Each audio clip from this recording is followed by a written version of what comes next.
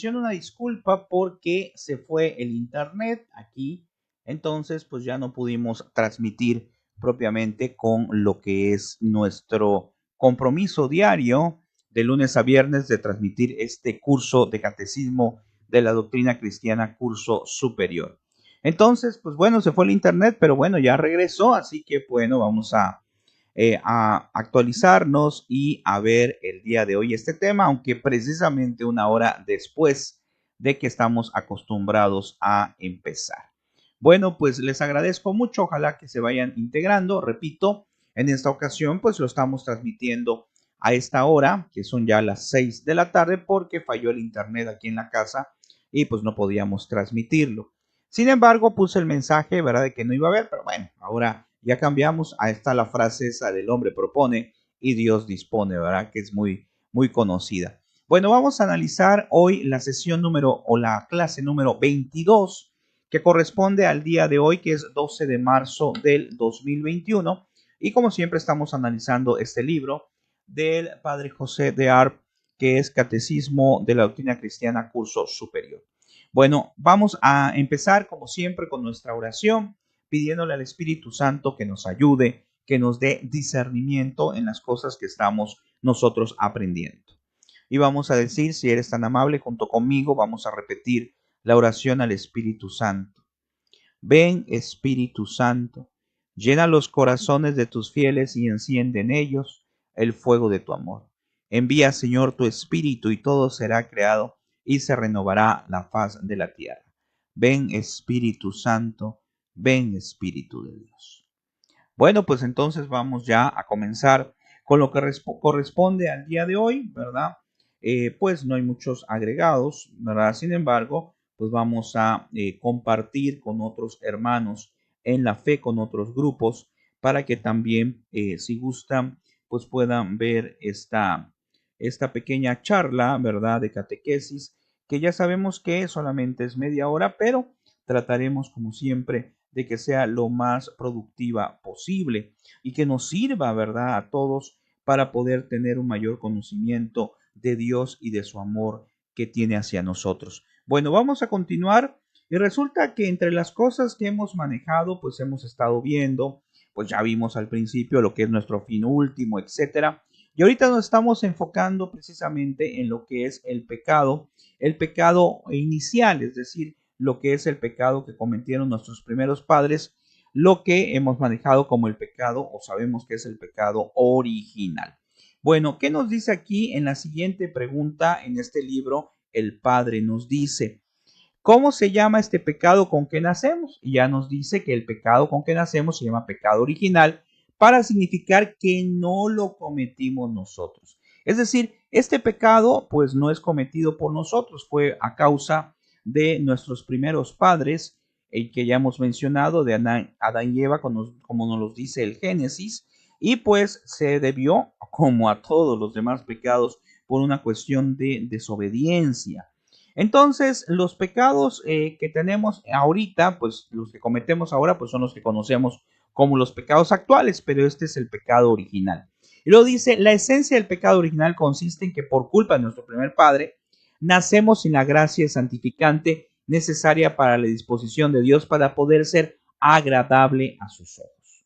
Bueno, esta fue la pregunta donde nos quedamos en el día de ayer. Vamos a pasar a la siguiente pregunta, a la 114. Y aquí está, ya es una pregunta que no hemos analizado, nos dice el Padre, ¿quién fue preservada del pecado original? Vean qué hermoso esta pregunta, porque nos contesta el Padre, la Santísima Virgen María, por una gracia especial. En atención a los merecimientos de Jesucristo, fue preservada limpia de toda mancha de pecado original.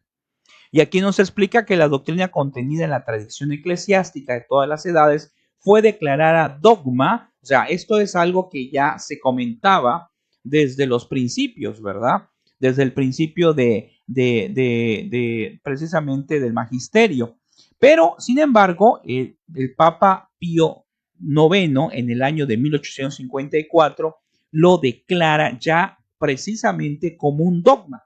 Un dogma es algo que la iglesia ya establece como algo real, como algo estable, como algo que a lo mejor, fíjense, esto es importante, a veces puede haber a través de la tradición algunos comentarios, algunas sugerencias, a lo mejor de los santos, de los padres de la iglesia, pero cuando el Papa decide evitar que hayan suposiciones, sino quiere declararlo como dogma, es que en ese momento ya la iglesia lo acepta precisamente como algo real, como algo establecido.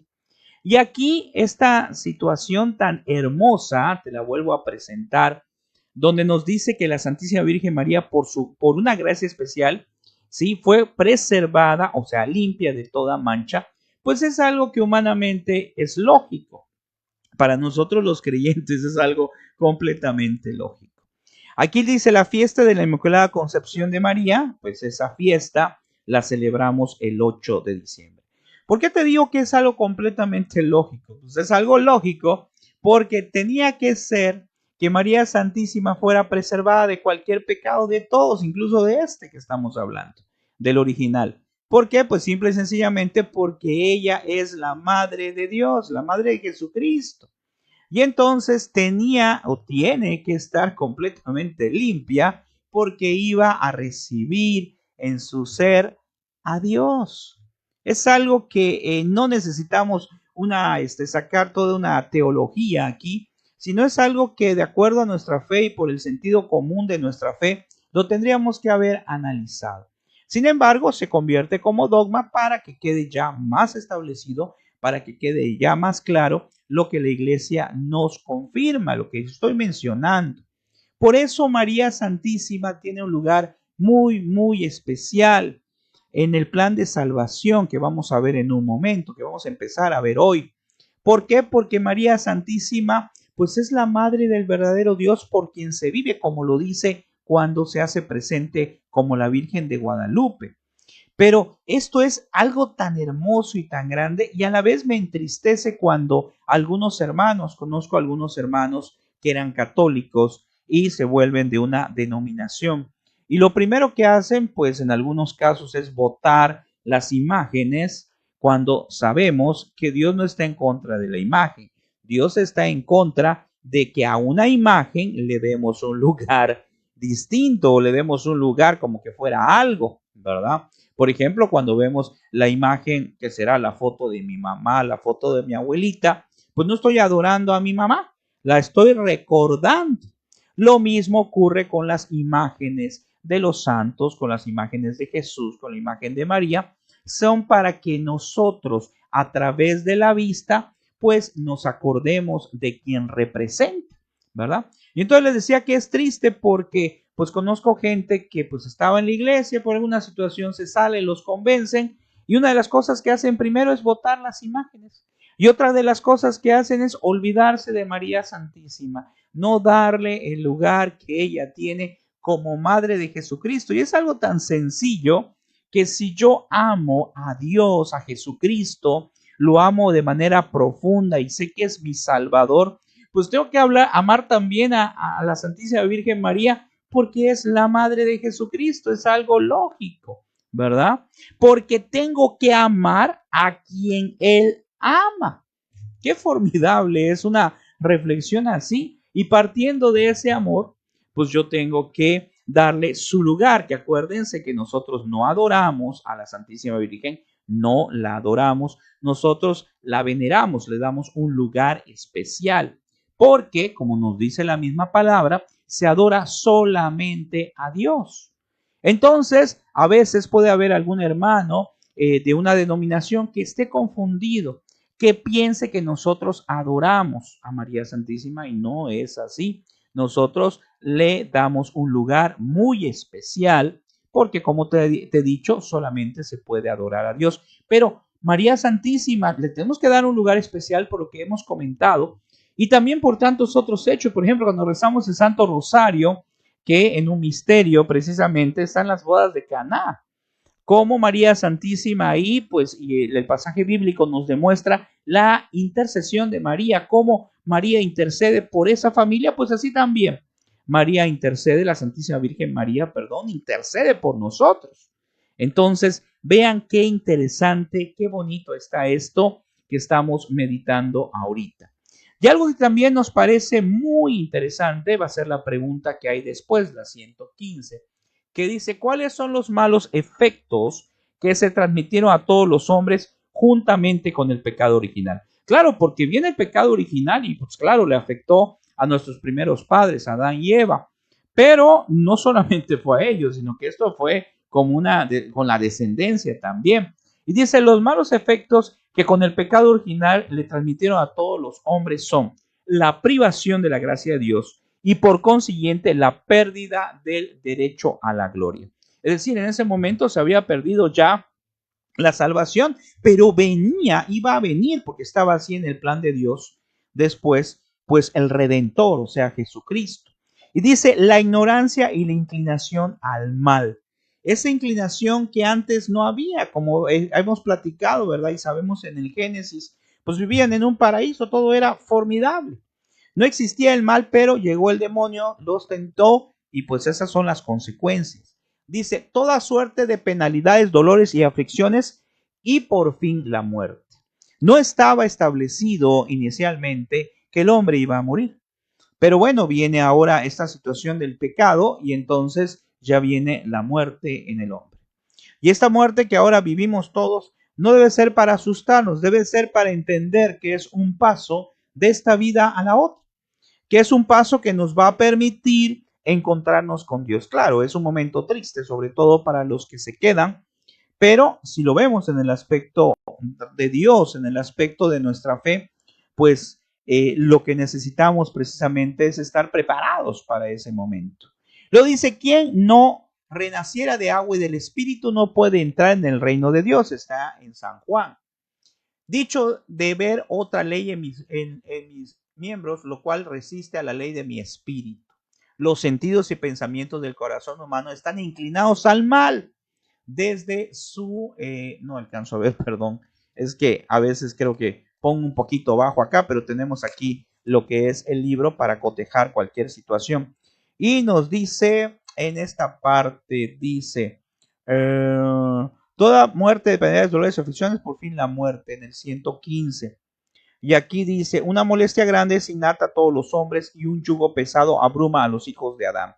Entonces, aquí lo que podemos manejar es simple y sencillamente que lo que es el pecado original nos trajo unas consecuencias y estas consecuencias pues tienen su efecto en la vida actual. No estaba así el plan de Dios. Y como te menciono, tenemos que estar siempre preparados para el momento de encontrarnos con Dios, porque no hay nadie que diga, es que yo no me voy a morir. Todos tenemos que pasar en un momento esa situación, que te repito, no es para nosotros, para nuestra fe, para el cristiano, no es que todo se acaba. Tristemente para muchos dicen, bueno, por ahí hay una frase, pues vamos a disfrutar la vida, que es la única vida que tenemos. No, no es así. No nos dejemos engañar a veces por comentarios o por ideas del mundo. No es la única vida. De hecho, es esto que estamos aquí o donde estamos aquí nosotros ahora, pues es nuestro lugar temporal. Nuestra vida está ahí, está al lado de Dios si logramos o intentamos hacer su voluntad. Por eso es muy importante que tomemos en cuenta lo que a veces nos dicen los santos. Por ejemplo, a Domingo Sabio estaba jugando y le preguntaron, oye, ¿qué vas a hacer si te dijeran que vas a morirte ahorita? Y él dijo, pues seguir jugando. Eso es una clara visión de que Domingo Sabio, que fue un santo muy joven, pues él sabía que estaba bien, que estaba ya preparado. Y la pregunta es, ¿estamos preparados si alguna vez nos llama Dios? ¿O si nos llama pronto Dios? Eso sería algo que de manera personal tenemos que analizar cada uno de nosotros.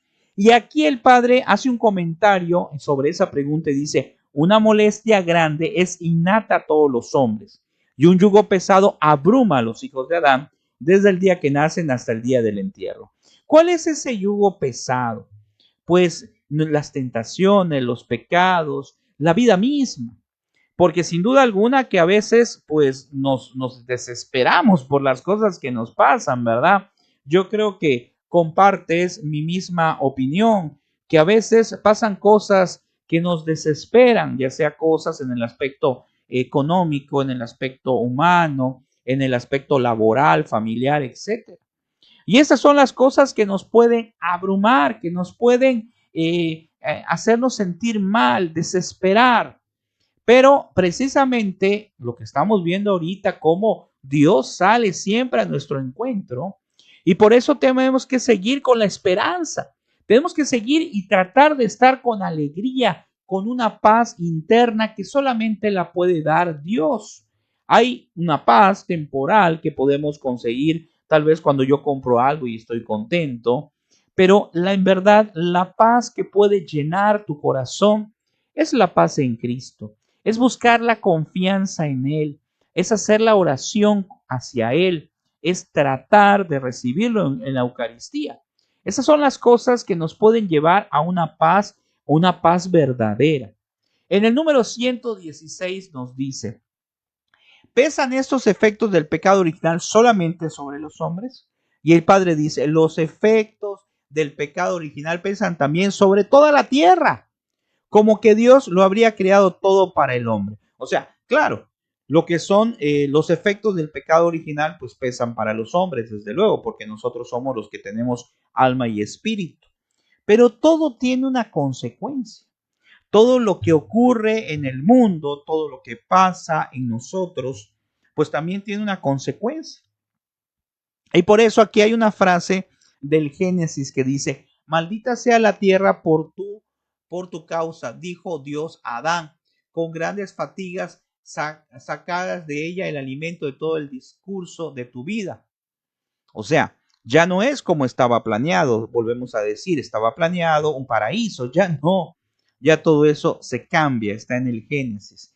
Y en el número 117 nos dice lo siguiente, la pregunta es, ¿qué habría sido de los hombres si Dios no hubiera tenido piedad de ellos? Vean qué interesante, porque Adán y Eva quebrantaron ese amor, esa confianza con Dios.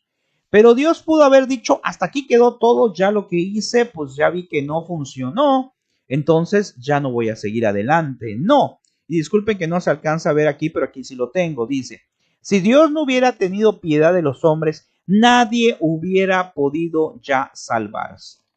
Es decir, si Dios, imagínense, si nosotros, si Dios tuviera, o mejor dicho, sí, si Dios tuviera el mismo razonamiento que nosotros, yo lo pienso varias veces y digo, si Dios tuviera la misma paciencia que yo tengo, pues ya se hubiera fastidiado de mí. ¿Por qué? Porque pues a cada rato me equivoco, a cada rato cometo pecado, a cada rato tengo que irme a confesar. Entonces, para gloria de nosotros, para beneficio de nosotros, por decirlo así, pues está el hecho de que Dios es un Dios bueno. Si no fuera así, como dice aquí en la pregunta, pues Dios no hubiera tenido piedad de los hombres. Es decir, imagínense, al ver que hace a su creación, al ver que hace a su creación a su imagen y semejanza, resulta que esa creación pues le traiciona. Y no vamos a ubicarnos solamente en lo que es Adán y Eva, que estamos ahorita retomando como el pecado original, sino me estoy refiriendo al tiempo actual.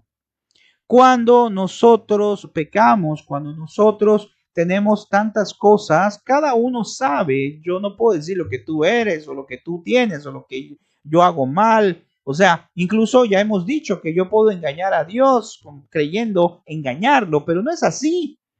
En realidad no engañamos a Dios, podemos hasta parecer que nos engañamos a nosotros mismos, pero Dios conoce nuestros pensamientos. Dios conoce tu intención, mi intención. Y hemos dicho muchas veces, es un Dios justo, pero también es misericordioso. Y al revés, si lo vemos al revés, sí es misericordioso, aquí lo estamos viendo, pero también es justo. Entonces, qué hermoso que Dios se haya apiadado de la humanidad, como se sigue apiadando ahora, ante un mundo que cada día pues podemos considerar que está peor. Pero sin embargo, Él sigue creyendo en el hombre, sigue creyendo en ti, sigue creyendo en mí. En el 118 dice, ¿por qué no hubiera podido ya salvarse nadie? Dice, el pecado original, como todo otro pecado grave, es una culpa tan enorme que una simple criatura no era capaz de borrarla. O sea, para poder quitar el pecado original, pues no podía venir una persona y cualquiera, una persona cualquiera me refiero, y cambiar esto. Ya el daño estaba hecho. Ya el pecado había entrado en la humanidad, en el hombre. Entonces, ¿quién podría o quién iba a poder precisamente salvar a la humanidad? ¿Quién iba a poder salvarla?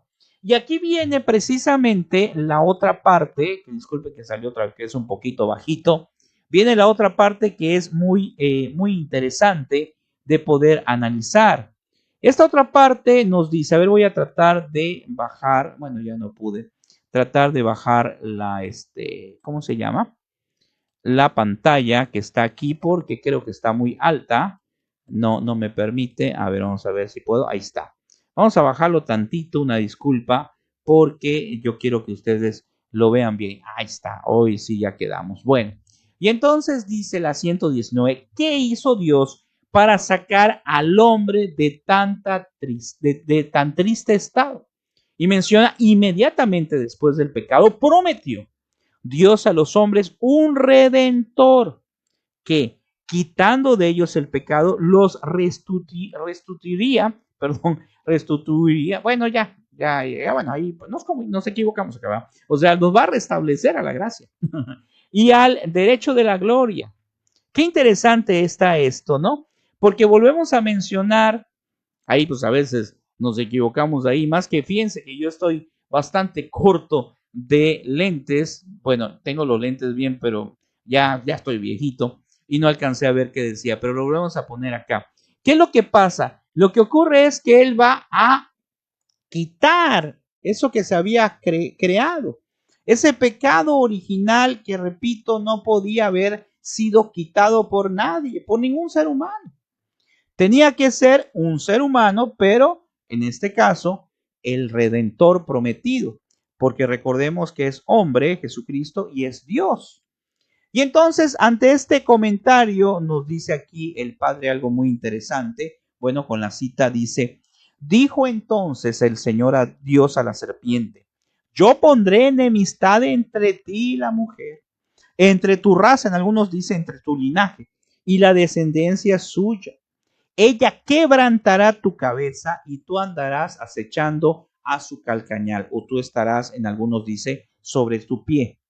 Entonces, en este caso, aquí nos aclara a quién se refería desde ese tiempo, fíjense, Dios Padre, a María Santísima, porque al ser ella la madre del verdadero Dios por quien se vive, pues entonces ella era la mujer, ella es la que iba a traer la descendencia, ella es la que iba a permitir que se hiciera el plan de Dios y se trajera a Jesucristo al mundo.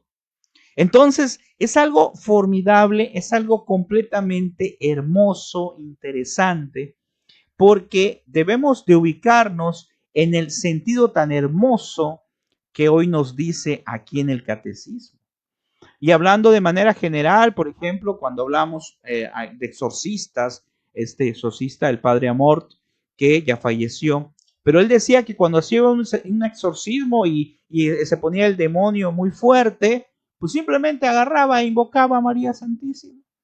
Y decía que era porque al demonio le daba coraje que una mujer, Dios le amara tanto y le diera tanto a ella. ¿Pero por qué? Porque María Santísima precisamente merece todo eso y más. Porque fue una mujer que dijo sí a un plan, sabiendo que iba a ser complicado para ella, sabiendo que iba a ser la madre del verdadero Dios, pero que iba a sufrir mucho, porque iba a ver cómo su hijo iba a padecer en la cruz, ¿verdad? Por eso, desde la primera lectura, cuando está en la iglesia y le dice, una persona en la iglesia le dice que iba a sufrir mucho, que una espada de dolor iba a atravesar su alma. Desde ese momento ella ya sabía, ya iba sabiendo las dificultades y nunca dijo no. A veces nosotros en nuestra vida, aunque no es comparable con lo que estoy diciendo, pero a veces en nuestra vida nos pasan cosas y no queremos hacer el mínimo sacrificio.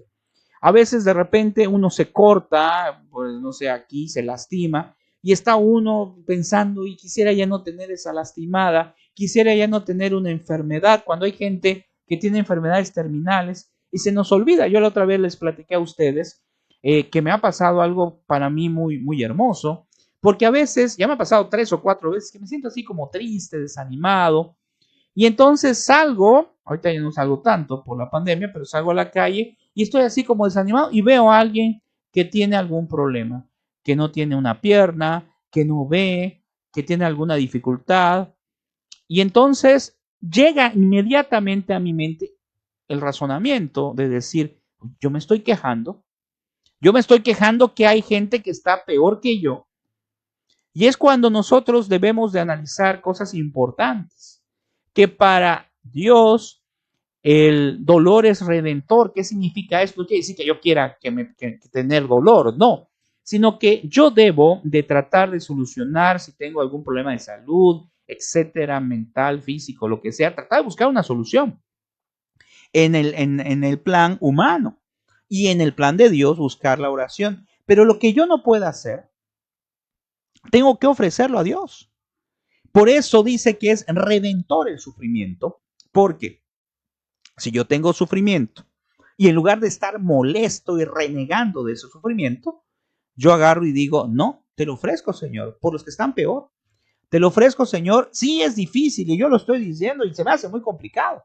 Pero si te lo digo es porque eso es lo que nos enseña la iglesia, aunque cueste trabajo. Y sinceramente hay que intentarlo, ¿verdad? Y entonces cuando yo ofrezco eso, cuando ofrezco mis sufrimientos, mis problemas, claro, trato de buscar la solución. Porque no se trata de ser tampoco un mártir, de que todo el día sufro y no hago nada. No, hay que tratar de arreglar los problemas, las situaciones, porque Dios nos ha dado esa capacidad. Pero hay cosas que no se pueden hacer. Y el Padre Pío, me acuerdo, decía de una forma muy hermosa, decía, reza y espera. Y entonces uno dice, ¿cómo que reza y espera? Sí, o sea, reza, confía, claro, le podemos aumentar, como te he dicho ahorita, trata de hacer las cosas, por eso hay otra frase que dice un santo que dice, ora et labora, o sea, ora y trabaja, o sea, no solamente estés pide y pide, sino haz tu esfuerzo.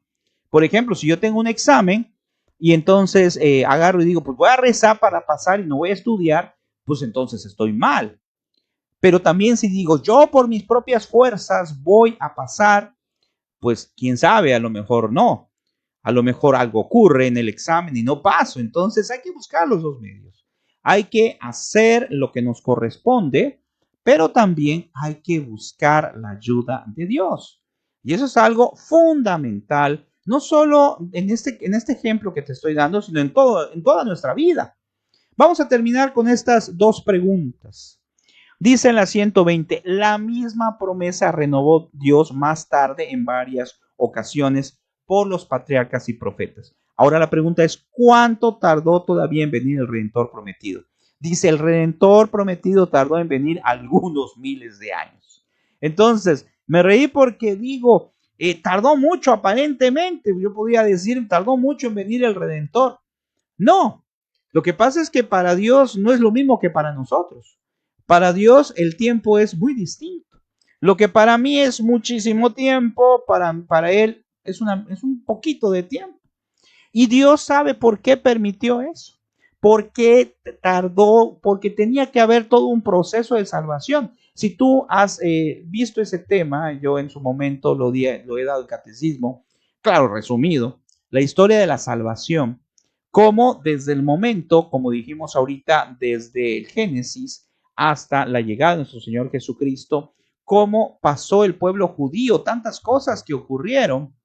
Y ahí está redactado prácticamente todo, aunque seguro que hay muchas más cosas, desde luego, pero es todo lo que es la historia de la salvación, cómo iban apareciendo los profetas e iban anunciando del Redentor prometido. Y hubieron muchas generaciones que se esperaron a que llegara el Redentor y ya no dio tiempo de que lo vieran. Nosotros estamos viviendo en un tiempo que a mi juicio muy personal es un tiempo muy privilegiado. ¿Por qué? Porque si hubiéramos tú o yo nacido hace miles de años, ¿verdad? Antes de Jesucristo me refiero, pues hubiéramos estado en esa espera del Redentor. Tristemente hay gente que no entendió, y por ejemplo, hay algunos judíos que todavía están esperando al Redentor porque ellos pensaban que el Redentor iba a ser una persona poderosa, millonaria, fuerte, que iba a venir a destruir a todos, pero no. Este es un Redentor muy distinto a que nuestra mente a veces pueda entender.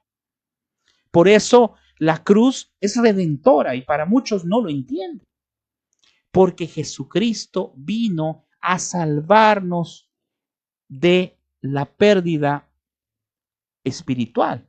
Vino a salvar y a abrir el cielo, a darnos los mandamientos, a darnos precisamente los sacramentos, porque los mandamientos ya estaban, pero vino a hacer nuevas las cosas. Entonces, esa mente que a veces nos hace pensar humanamente, y en realidad no es humanamente, sino tiene que ser que pensemos o tratemos, porque no se puede, de tener un poquillo, aunque sea de la lógica de Dios. Y ya para terminar, aquí nos dice en el 121, ¿en qué estado se hallaba entonces el mundo? Y dice, el mundo todo se hallaba sumergido en la idolatría y los vicios.